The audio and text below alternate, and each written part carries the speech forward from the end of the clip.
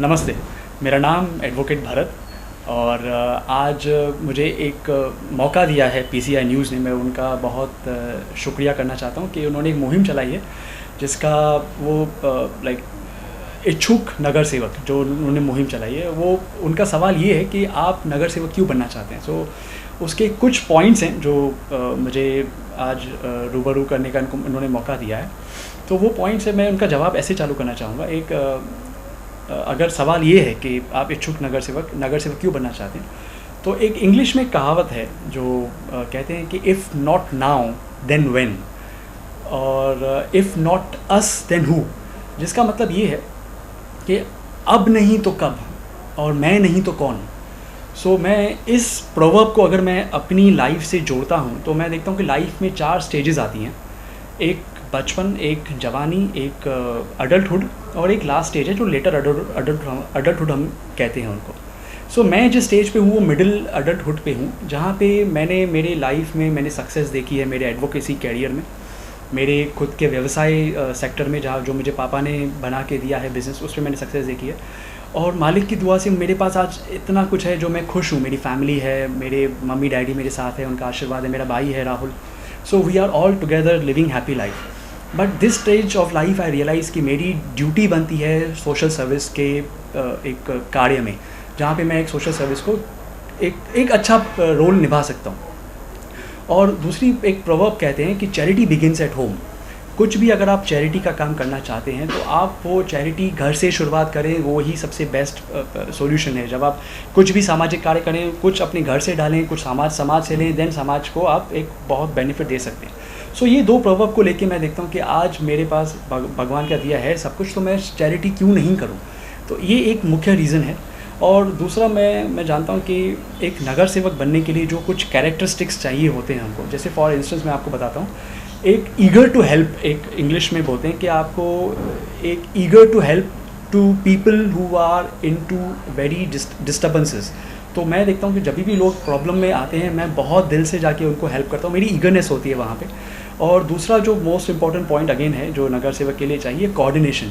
अब कोऑर्डिनेशन पे मैं आपको बहुत अच्छा एग्जांपल देता हूँ। रिसेंटली मेरे वार्ड से मेरे भाइयों ने बहुत एक रिंग किया, मुझे फ़ोन किया कि भरत, हमारे वार्ड में 25 साल से अंधेरे में रहते हैं हम लोग। तो मैंने वो काम क्या किया, मैंने इधर उधर भटका, मैंने नगर सेवकों को बोला, मेरा कुछ सोल्यूशन नहीं हुआ, आश्वासन के अलावा कुछ नहीं मिला।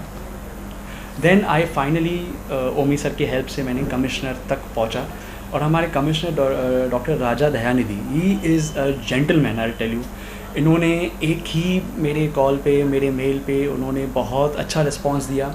उन्होंने सामने से मुझे 2-3 बार कॉल किया। मैंने उनको 3 मुद्दे उठाए थे, टॉयलेट के इशूज़ और पानी के इशूज़, और दूसरा सफाई का इशूज़ था, और एक था लाइट का इशूज़। तो उन्होंने लाइट का इशू तो ऐसे सॉल्व कर दिया उन्होंने, मतलब आज मेरे वार्ड में एलईडीज़ इतने हैं कि मतलब मैं खुश होता हूँ कि उन्होंने अपने, और मैं ये मेरे ऊपर नहीं लेना चाहता कि ये काम मैंने किया या किसी ने किया। मैं बोलता हूँ ये हमारे कमिश्नर साहब ने एक्टिव रोल प्ले करके ये काम करवाया। तो thanks to commissioner, thanks not to me, thanks to commissioner.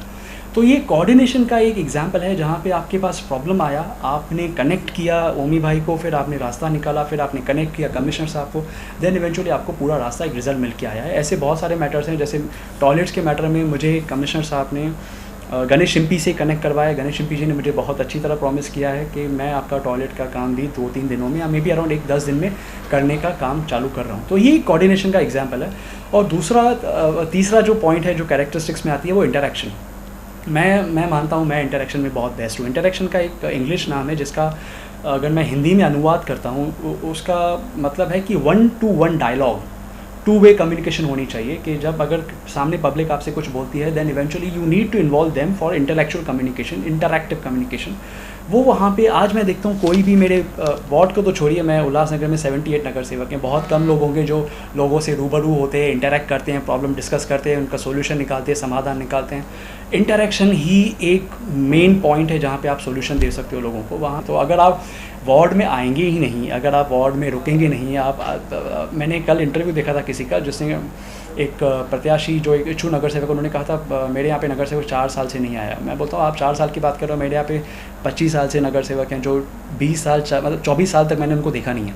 और मैं बहुत एक बोलते हैं ना कि I would perhaps love to beat my trumpet कि मैंने लॉकडाउन में जो मैंने मेहनत की है, जो मैंने लोगों का सपोर्ट किया है, लोगों को बहुत बहुत एक विश्वास जीता है। आज मैं ये पॉइंट सबके सामने बोलना चाहता हूँ कि लोगों का इतना प्यार मिला है। आज लोग मुझे फ़ोन करते हैं, अभी मैं आपसे बात कर रहा हूँ, मुझे 10 मिनट पहले मेरे 113 से 114 से फ़ोन आया कि पानी का प्रॉब्लम है। वहाँ पे ऑलमोस्ट 30 से 40 लोग मुझे घेर के खड़े रहे थे और उनका क्या था कि आप भरत सोल्यूशन निकालो, आप अच्छा काम करते हो। सो पब्लिक का प्यार इतना है कि इलेक्शन एक औपचारिकता है, मतलब उन्होंने मुझे मतलब दिल से फ़ोन करते हैं, सेलेक्ट करते हैं, बात करते हैं, अपने प्रॉब्लम बताते हैं, मैं डिस्कशन करके उनको इंटरेक्शन के थ्रू मैं उनको काम करता हूँ। सो ये इंटरेक्शन एक पॉइंट है जहाँ पे मैं बोलना चाह रहा था। और जो मेन दूसरा है, ऑर्गेनाइज तरीके से काम करना चाहिए किसी भी नगर सेवक को। ऑर्गेनाइज इन द सेंस मैं जो भी काम करता हूँ, मैं एक फ़ाइल बनाता हूँ और एक फ़ाइल के थ्रू मैं रेफरेंसेस लेटर्स भेजता हूँ। जैसे मैंने कल मुझे ट्रांसफार्मर का कोई इशू आया था, तो मैंने उनको इमीडिएटली लेटर ड्राफ्ट करके, जॉइंट इंजीनियर है हमारे उल्लासनगर 1 में मिस्टर काले, तो उनको मैंने लेटर ड्राफ्ट किया। फिर मैंने साईं बाबा मंदिर के पीछे जो मेन ऑफिस है, मैंने वहाँ पे एग्जीक्यूटिव इंजीनियर को लेटर ड्राफ्ट किया। Eventually I am expecting a solution very soon, क्योंकि वो ट्रांसफार्मर का इशू था। So again the point I am trying to make is कि ऑर्गेनाइज तरीके से ही जो काम करेगा वो ही एक सक्सेसफुली काम हो पाएगा। एंड ये एक लास्ट एक है जो मेरे डैड बोलते हैं कि भरत सोसाइटी ना बहुत कन्फ्यूज़ड है। सो अपन वहाँ पे जाके एक एक जो टाई है, जो घाट है, उनको अननॉट करते जाना है। अगर हमने अननॉट करते गए तो ही सॉल्यूशन आएगा, नहीं तो आज के टाइम पे लोग नॉट बढ़ाते जाते हैं और वो प्रॉब्लम बढ़ता जाता है। सो एक कंफ्यूज वर्ल्ड को अननॉट करने के लिए भी होना चाहिए। सो मैं आपको चार रीज़न दे चुका हूँ। एक है if not now then when, then second है charity begins at home, third जो मैंने आपको कैरेक्टरिस्टिक्स बताया, जो इंपॉर्टेंट कैरेक्टरिस्टिक्स हैं जो एक नगर सेवक में होने चाहिए, और फोर्थ है कंफ्यूज वर्ल्ड को आप अननॉट करते जाओ। ये 4 पॉइंट मुझे पता है कि वो I mean I can do wonderfully well. That is what, ये मैं जनरल कैटेगरी बता रहा हूँ कि मैं ये नगर सेवक, इच्छुक नगर सेवक में मैं दावेदारी ठोकता हूँ अपनी।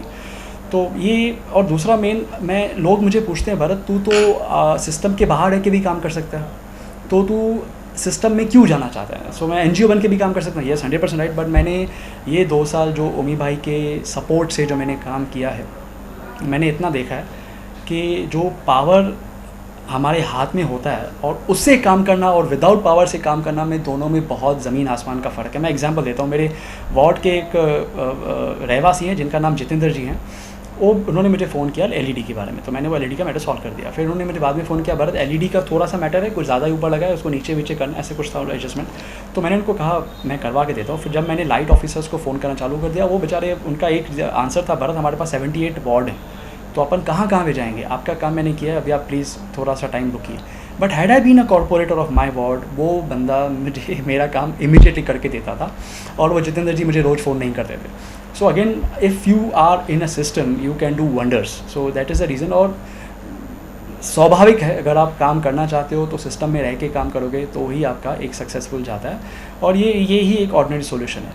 ये रहा जनरल जो मैंने बताया, जो जनरल के इच्छुक नगर सेवक। सेकंड मैं आपको बताना चाहता हूँ मेरे वार्ड रिलेटेड, कि अगर मैं बोलूँ कि मैं ये वार्ड में नगर सेवक बनना चाहता हूँ, तो क्यों ये वार्ड में नगर सेवक बनना चाहता हूँ तो मुझे उनका पावर्टी एलिवेशन करना है। पावर्टी एलिवेशन मैं तब कर सकता हूँ जब मैं एक नगर सेवक के चेयर पे बैठ के स्टैंडिंग कमेटी के थ्रू एक ऐसे अच्छे डिसीजन ले सकूँ कि मेरी वार्ड के जो अनएजुकेटेड हैं या जो अनएम्प्लॉयड है, मैं उनको एम्प्लॉयमेंट लाने में मदद कर सकता हूँ। और ये मैं अकेला नहीं कर सकता, ये स्टैंडिंग कमेटी के द्वारा ही कर सकता हूँ। जो बड़े डिसीजंस होते हैं जो स्टैंडिंग कमेटी ले सकती है, जो मेरे हाथ में नहीं है बेसिकली। सो मेरा पावर्टी एलिवेशन एक one of those most exam मेरा काम करना है।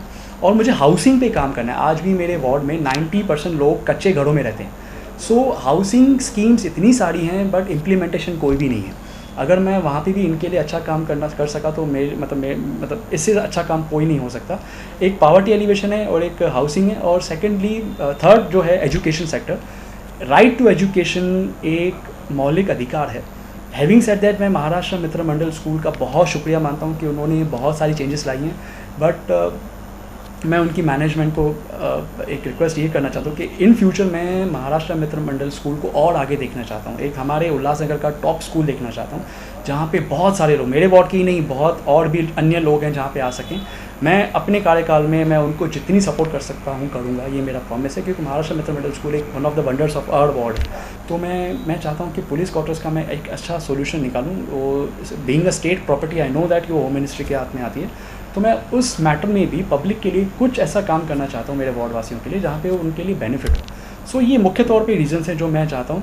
मैं हैविंग सेड दैट मैं इतना लास्ट में बोलना चाहूँगा कि मैं किसी के अगेंस्ट में बात नहीं कर रहा हूँ, मैं किसी को टारगेट नहीं कर रहा हूँ, बट वक्त की नज़ाकत है, हमेशा survival of the fittest he game चलती है। अगर मेरे से भी कोई अच्छा कैंडिडेट हुआ या मुझे पता ऐसे लगेगा कि यार मेरे से कोई बहुत अच्छा व्यक्ति है, मैं सिंपल पीछे आ जाऊंगा, मैं बोलूँगा अच्छे लोगों को आगे आना चाहिए। तो मैं पैनल नंबर 2 वार्ड नंबर 18 से खड़ा होना चाहता हूँ। ये जो मैंने मेरे वार्ड की आपको प्रॉब्लम बताई, ये कनेक्टिंग उस वार्ड से ही है। सो that is the area I am looking for, और वो एरिया को ही मैं नरिश करना चाहता हूँ। Thank you.